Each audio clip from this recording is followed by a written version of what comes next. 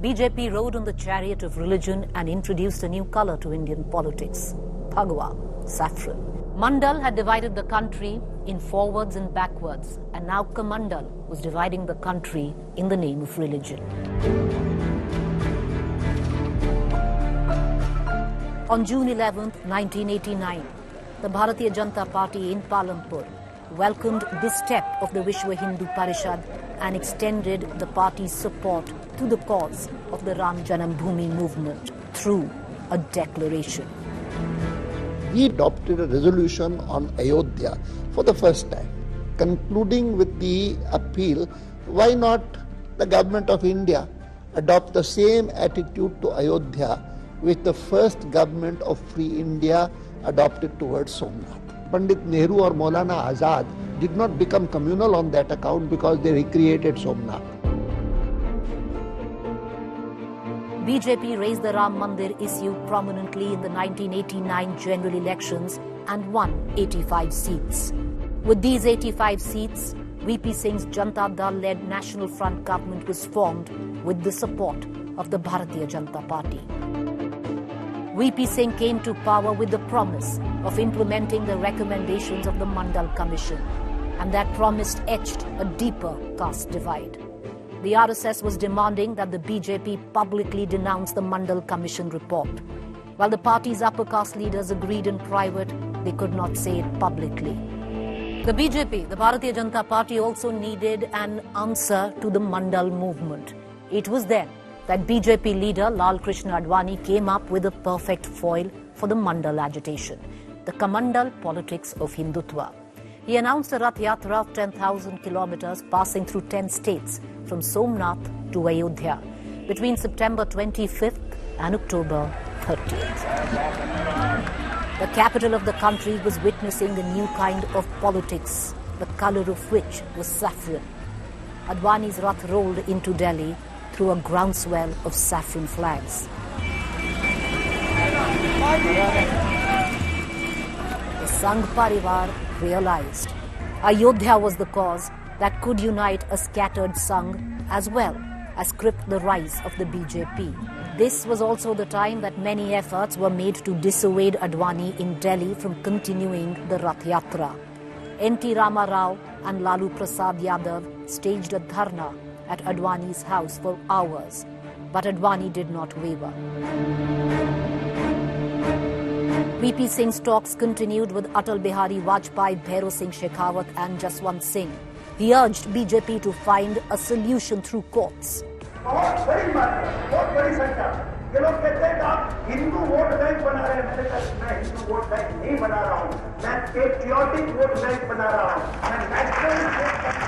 But then something happened late at night in Samastipur, and the Prime Minister in Delhi played an important role in that. 23rd October 1990, Samastipur Circuit House, 3 a.m. L.K. Advani, asleep, was woken up by plainclothes policemen and arrested under the National Security Act by Lalu Prasad Yadav. We were anticipating it. They arrested us at about 3 o'clock at night, took us by helicopter to a distant place and kept us there.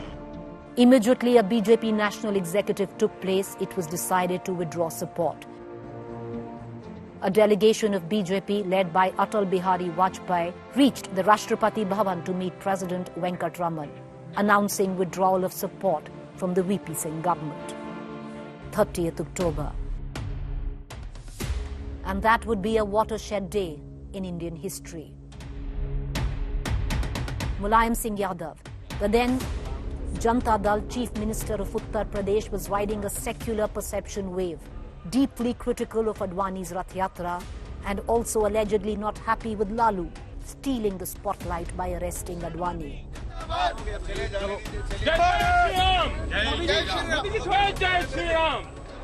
And this laid the grounds for what happened next when the Karsevaks came angry with Advani's arrest.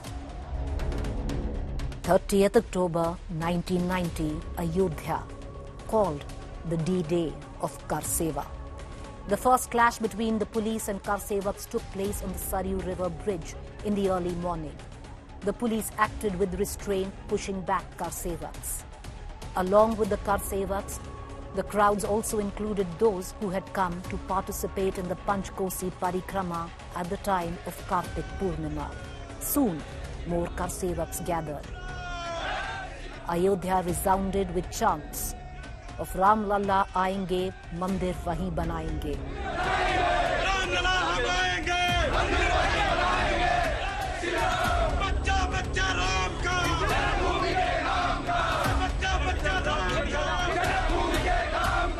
The streets of Ayodhya leading to Babri Masjid were covered in saffron. Sadhu saints, along with the BJP cadre, Bajrang Dal, Vishwa Hindu Parishad workers.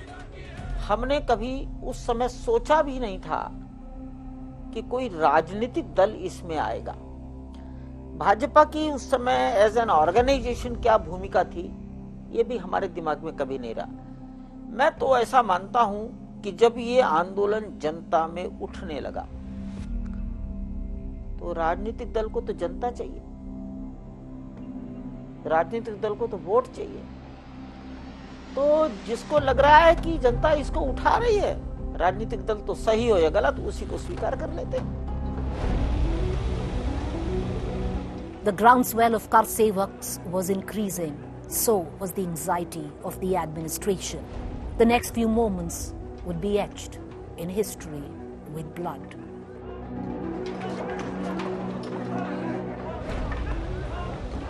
Chaos prevailed, cops brought out the lathis. The car sevaks became aggressive, insisting on marching towards the disputed site. Many people from rooftops started to pelt stones on the police force.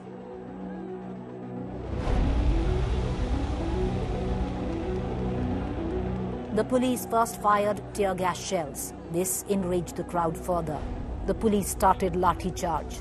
News also spread that VHP's Ashok Singhal was seriously injured in the clashes. This inflamed passions of the car sevaks. Blood started to flow through the streets of Ramnagari, Ayodhya. At around 11 a.m., a sadhu managed to gain control of an armed constabulary bus in which the police was holding detainees. The sadhu drove the bus through the barricades, clearing a way for others to follow. Soon, car sevaks reached on top of the tomb of Babri Masjid. At 12 noon, the UP Chief Minister, Mulayam Singh Yadav, ordered the police to open fire at the car sevaks. 5 car sevaks were allegedly killed in this firing. Hundreds were injured. 2nd November 1990, Ayodhya. From Hanuman Gadi to Digambar Akhada, mayhem reigned, blood splattered. In the melee, rumor broke that 15,000 car sevaks were killed. The reality, as per government figures, was 15. But this rumor led to an unprecedented blowback by the car sevaks. What Ayodhya witnessed that day and what Ayodhya Vasis saw, only they know. But getting back to 7th November, the day of the floor test for VP Singh was nearing, but by then, too much water had flown down the Saryu River in Ayodhya. Political dynamics were changing. The Janata Dal would split. VP's own would turn against him. A new saffron order was emerging. Many wrote of how the Ram Mandir movement had concluded with this. But they were mistaken, because in reality, the Ayodhya movement had just begun.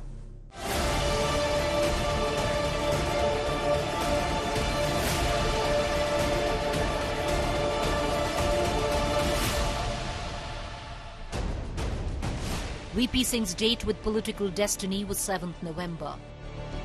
There was resentment within his own party, the Janata Dal, regarding the workings of the Prime Minister himself. Most Janata leaders knew time was up. Only the BSP or the left could save them. But before that, the Janata Dal broke up. Devi Lal formed Samajwadi Janata Dal on 5th November 1990. Chandrasekhar walked out with 58 MPs. And then, the date to prove majority was 7th November. VP Singh's government fell by 151 votes against 356. A government formed at the back of the anger of the country, arising from the Bofors scam, was defeated by the power play of Mandal versus Kamandal. The president asked VP Singh to continue until further orders, but within 24 hours, Rajiv Gandhi laid the foundation of a new government. Rajiv Gandhi convinced Chandrasekhar to become the Prime Minister after the fall of VP Singh's government, promising him support of the Congress. Bharat की प्रभुता और अखंडता को अक्षुण्ण रखूंगा, संघ के प्रधानमंत्री के रूप में अपने कर्तव्यों का श्रद्धापूर्वक और शुद्ध अंतःकरण से निर्वहन करूंगा. Chandrasekhar was now the new PM and headed a minority government of a breakaway faction of the Janata Dal with outside support of the Congress. If governments change faster than a movement, then it can be said that the movement is successful. And something very similar happened with the Ayodhya Ram Mandir movement. VP Singh went, Chandrasekhar came. Mulayam went in Uttar Pradesh, Kalyan Singh came. Chandrasekhar went, PV Narasimha Rao came. The mosque was destroyed, but the temple was yet to be built. And the Mandir movement was transformed on the chessboard of politics from a minister to a pawn. Let's go back in the sepia-tinted pages of history of the Ayodhya movement and return to the era of Chandrasekhar, who was now in power. 11th November 1990, Chandrasekhar took oath as the 9th Prime Minister of India. These were strange times. On one hand, the country was watching and listening to the new Prime Minister taking oath. On the other, curfew was imposed in 70 to 75 places across the country due to communal tension. On one hand, the youth of the country was still committing suicide in protest against the recommendations of the Mandal Commission. On the other hand, communal riots were tearing through the social fabric of the country. UP had become a battleground, Kurukshetra.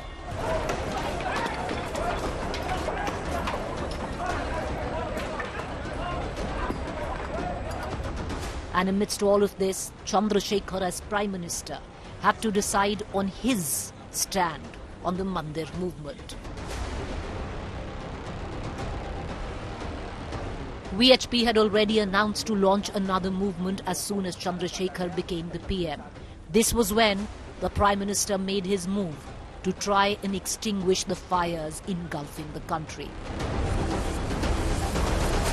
The newly minted Prime Minister Chandrasekhar reached the meeting of the Vishwa Hindu Parishad, urging the VHP to immediately start talks, but also issuing a veiled warning. If the movement causes violence, the government will open fire, said the Prime Minister. After VHP, the Prime Minister called the leaders of the Babri Masjid Action Committee and told them Hindus and Muslims live together in 7 lakh villages of the country. The army cannot be deployed everywhere. Talk to VHP, he told them. Otherwise, those who will create riots in every village should be ready to take responsibility for the deaths in those very villages. Was this a threat by Chandrasekhar or his new way of running the government after VP Singh? Whatever it was, but for the first time, it brought the Vishwa Hindu Parishad and the Babri Action Committee face to face on one table. So Chandrasekhar decided to bring the leaders of the VHP and Babri Masjid Action Committee together to resolve the Ayodhya crisis. Just as the Prime Minister tied the hands of the saints and sadhus who were bent upon the movement through VHP, at the same time he gave a direct warning to political parties and to Muslim leaders looking to appease. जो बातचीत शुरू हुई थी पहली मर्तबा तो विश्व हिंदू परिषद से ही शुरू हुई थी। विश्व हिंदू परिषद से ही इसमें अशोक सिंघल और उनके जितने और जिम्मेदार थे, गिरिराज किशोर वगैरह सब शामिल थे और उन्हीं से हम लोगों ने एक बात कही थी। तो उन्होंने ये बात कहा कि लिखा पढ़ी में हमको कुछ शरार बना के दिया, हमने उनको कुछ शरार बना के दिया, मगर उन लोगों की नियत पहले दिन से भी बातचीत से मसला हल करने की नहीं थी, बल्कि वो चाहते थे कि हम सरेंडर कर दें, जो पॉसिबल नहीं था हमारे लिए।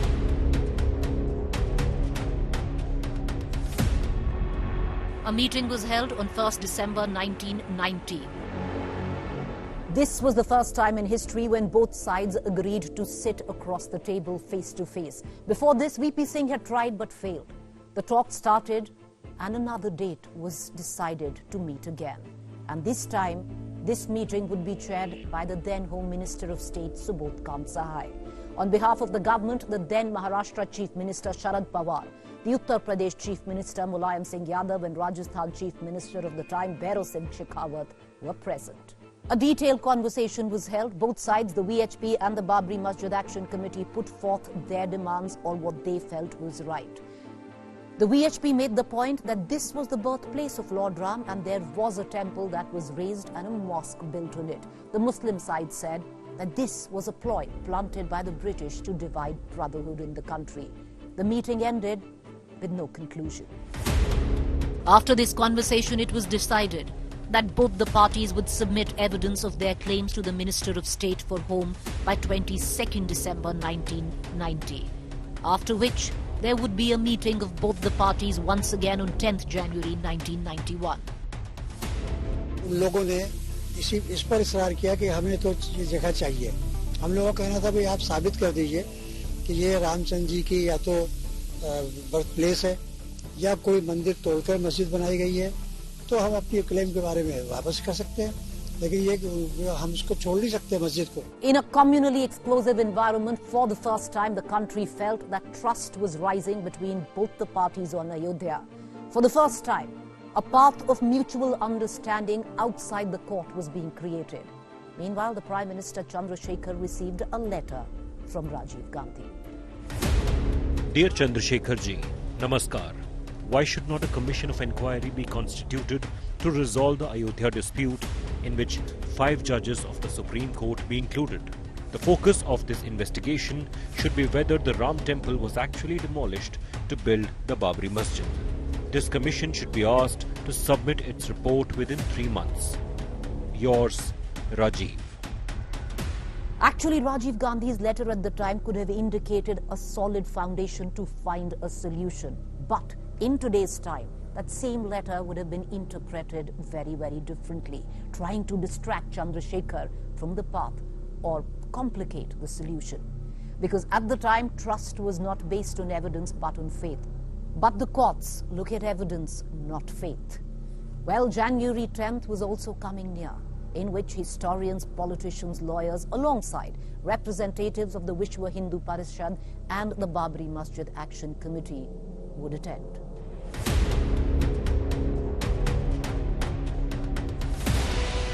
On January 6th, Surya Krishna, on behalf of the VHP, wrote a letter in response to the Minister of State for Home, Subodh Sahai. On January 10th, both parties once again sat together at the Gujarat Bhavan, but this time there were more people in attendance. People, experts from the archaeological department were also included in this meeting.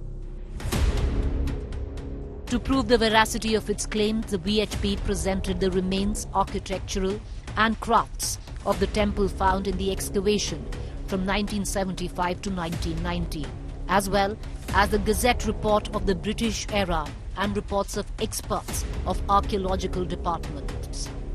Then the Babri Masjid Action also presented many documents in which the question was raised that if Babri Masjid was built after demolishing the Ram Mandir, then its mention should be found in Tulsi Das's Ramcharitmanas, which was written about 50 years after the construction of the Babri Masjid. It was also said that if these are the remains of a Hindu temple, then figures like conch shells, lotuses and mace should also be found in them, but none were. But according to Chandrasekhar at the time, both parties had agreed in principle that they would accept the decision given by the Supreme Court. Under Section 138B of the Constitution, there is a provision for advice from the Supreme Court on such issues which is applicable to every party. The Supreme Court was also ready to give its verdict in the next 3 months. The cooperation of faith leaders was also confirmed. Anticipation was on the rise on the decision. But Congress had something very different up its sleeve. Rajiv Gandhi was rumoured to have grown insecure of a prime minister he had himself helped appoint. This was the time that Rajiv Gandhi chose to remove the Jugaad from what was often called the Jugaad government, pulling the mat under Chandrasekhar's feet. It went something like this. Rajiv Gandhi accused the Chandrasekhar government of spying on him. The credibility of the espionage charges were never established, but it did lay the foundation for Rajiv Gandhi pulling support from the Chandrasekhar government. Chandrasekhar got the news in Parliament that Congress had decided to boycott his government. Hurt by this, he resigned from the post of Prime Minister on 6 March 1991. He remained caretaker Prime Minister. Preparations for general elections started. Elections were announced by then. The Congress and the BJP had already charted their political course. Congress set the narrative. Neither VP Singh nor Chandrasekhar could deal with the Ayodhya crisis. Only Congress could find a way. While on the other hand, the BJP started preparing ground that it was only the BJP that would find the solution to Ayodhya, taking the movement from the Vishwa Hindu Parishad. The hustings would see a historic turnout. The boat club would be the venue where for the first time the Ram Mandir movement would become political for the BJP. The atmosphere at the boat club was electric. It was a sea of saffron. Also, on the dais, the Sangh Parivar present in solidarity. From VHP Bajrang Dal to the BJP, there was open participation. The true political face of the Ram Mandir movement was revealed. The boat club was witness to two decisions. The 1991 election issue for the BJP would be the Ram Mandir. And the second, Ayodhya will happen and the days of Mulayam's government in UP are numbered.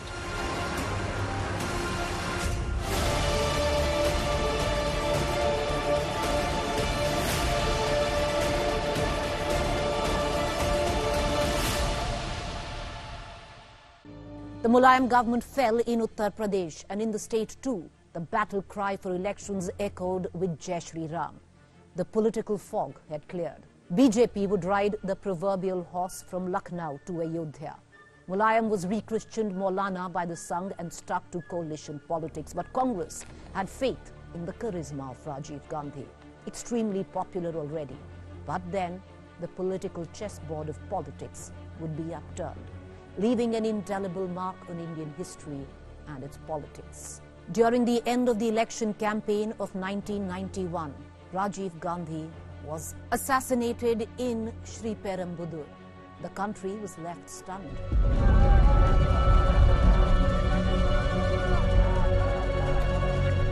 The international face of terror had for the first time and forever scarred Indian politics. Congress had kept a distance from the LTT's movement on the Tamil issue. And for the first time in Tamil politics, the Nehru-Gandhi families were openly targeted. The powers in Delhi were helpless on the Tamil issue earlier and were helpless even after the assassination of Rajiv Gandhi.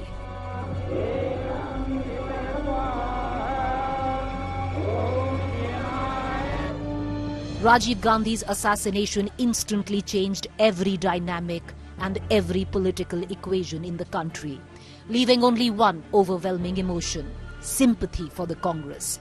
BJP's dream of riding the Ayodhya chariot would have to wait. 1991 was indeed a wave election. It was a wave of sympathy. Congress got 244 seats. The BJP increased its tally from 86 to just 119. With the support of the left, the Congress formed the government and PV Narasimha Rao became the next Prime Minister of the country.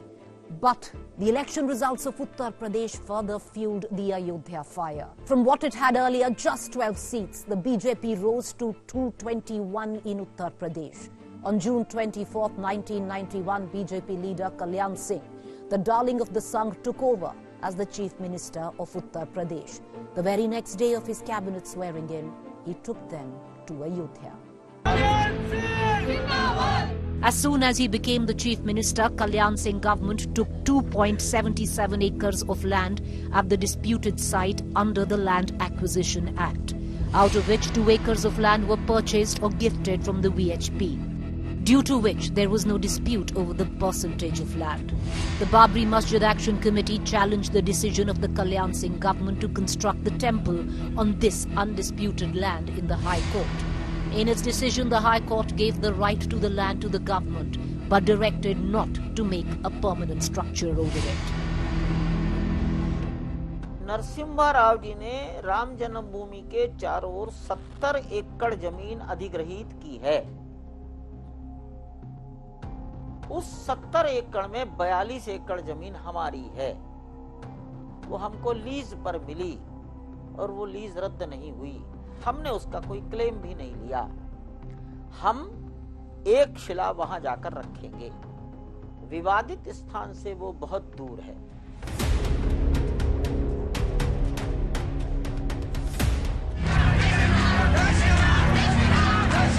On July 9, 1992, thousands of Karsevaks gathered in Ayodhya and performed the Sarvadev ritual at the leveled site. And once again, the cry for Karseva rang in Ayodhya. Scarred by the past, the then Union Home Minister Yashwantrao Chavan reached Ayodhya requesting to stop the Karseva.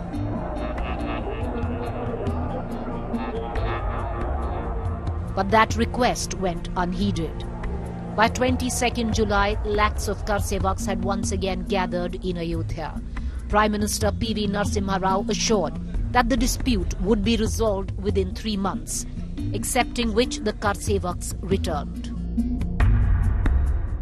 In 3 months, the VHP took the Shila Puja to 6 crore families in 2 lakh villages of the country. On the other hand, the PV Narasimha Rao government deployed its entire machinery to figure out what was the mood within the people. Seeing no solution to the dispute, even after 3 months, a Dharam Sansad was called on 30th October 1992 at the Chhatrashal Stadium in Delhi. The sight of the stadium in Delhi could have scared anyone. The religious political frenzy had peaked. Sages and saints were speaking the language of politics. There was an open call to build the Ram Mandir in place of the Babri Masjid. It was announced to start the Karseva once again from 6th December 1992. Prime Minister Narasimha Rao appealed to the Supreme Court to advise the High Court that the decision should be taken quickly. But the High Court clearly said not possible to give the decision before December 11th. There was an undercurrent amidst temple supporters. It was now or never. Thousands started to pour in to Ayodhya.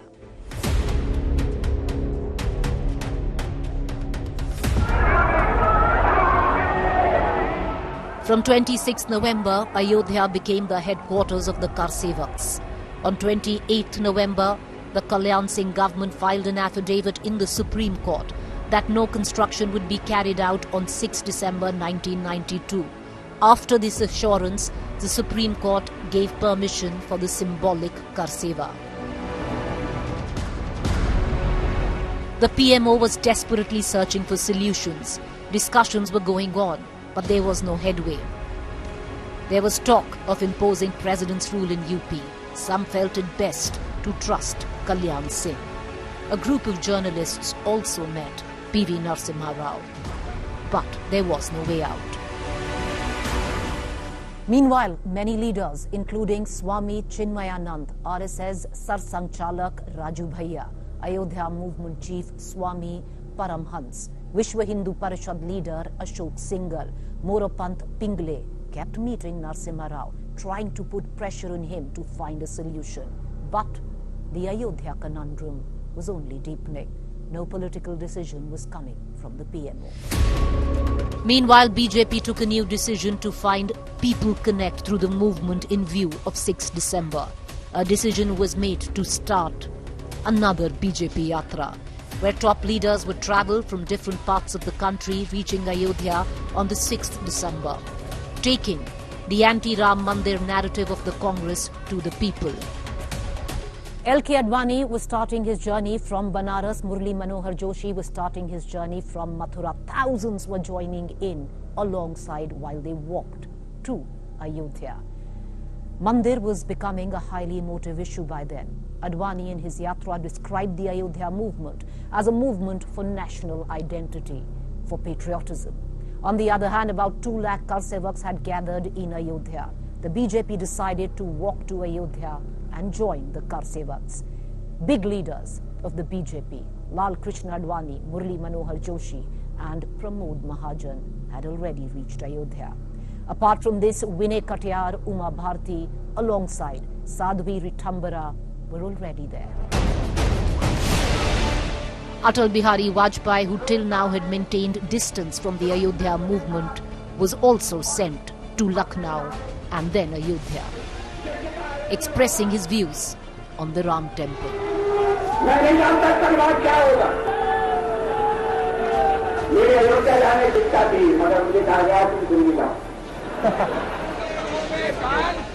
"5th December, by then, the theatre of religion along with politics had been staged in Ram Nagari, Ayodhya.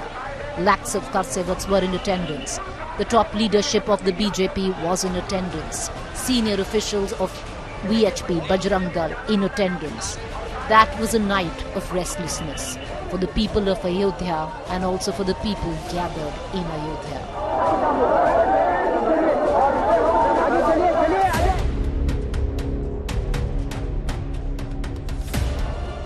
The morning of 6 December 1992. The first light saw a sea of saffron encircling the Babri Masjid. As the numbers of Karsevaks increased, the number of soldiers deployed for the security of the Babri Masjid decreased. At 10 o'clock in the morning, an all-out confrontation started between the Karsevaks and the administration. You could cut the tension in the air, and there were many knives around. Ashok Singhal was seen speaking to a restless crowd. The central government had deployed central paramilitary forces in the city for the security of the Babri Masjid. And Home Minister Yashwantrao Chavan was in constant touch with his officials. At 11 a.m., many leaders, including Advani, Murli Manohar Joshi, Ashok Singhal, Vinay Katyar, Uma Bharti, Mahant Avaidyanath reached near the disputed site. Lal Krishna Advani had written in his book, Mera Desh Mera Jeevan, that he and other leaders tried a lot to stop the Karsevaks, even took the help of loudspeakers. But the Karsevaks were not ready to listen. At 11:45, all these leaders had left the spot. According to an estimate, more than 2 lakh Karsevaks were already at the disputed site in Ayodhya. Prime Minister Narasimha Rao was talking to the Chief Minister Kalyan Singh on the law and order situation. But still, mobocracy had taken over democracy. No law, no administration. What ruled Ayodhya that day was the frenzy of Karsevaks. The first batch of Karsevaks reached the first dome of the Babri Masjid at 12:30 in the afternoon of 6 December 1992. The security forces had strongly communicated to the Home Ministry that they were losing control. The Karsevaks had reached the disputed site and had cut them off. Babri Masjid was now in the hands of the Karsevaks. By 3 o'clock in the afternoon, the Home Secretary was informed that the communal atmospherics in Ayodhya had become explosive. According to the DGP Uttar Pradesh, it was impossible to control the situation without firing bullets. The bullets this time did not fly. In cold numbers, about 2.5 lakhs. The heat of this agitated human procession singed through the streets of Ayodhya towards the Babri Masjid, the disputed structure. The dying hours of the afternoon sun seemed to fuel a frenzied, uncontrolled crowd. Administration stood aside as a heady cocktail of politics and religion took over. And the pawns, some political, some blinded by faith, some admittedly guided by the gods, brought down the Babri Masjid, reducing the disputed structure to debris, and with it forever blurring the lines between religion and politics in independent India. 6 December 1992, Ayodhya by evening was all dust, noise, frenzy. The hysteria of the Karsevaks was doused with the collapse of the Babri Masjid. According to journalist Kuldeep Nayyar's book, Beyond the Lines, when the frenzy in Ayodhya was at its peak, Prime Minister Narasimha Rao had gone to his puja room. Narasimha Rao wanted to dismiss the Kalyan Singh government, but before that Kalyan Singh resigned from the post of Chief Minister. President's rule was imposed in Uttar Pradesh.